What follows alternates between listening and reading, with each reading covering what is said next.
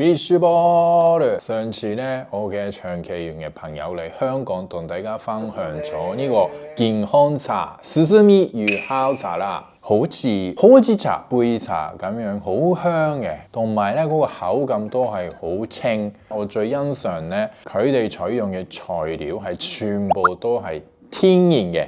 咁咧，我多數咧，我就聽嗰個吉野先生嘅建議咧，係食飯嘅時候邊食邊飲呢個魚烤茶。咁我覺得佢咧係解除呢個油膩感嘅嗰種感覺係非常之強嘅。飲完之後就好 sweet 好舒服嘅感覺。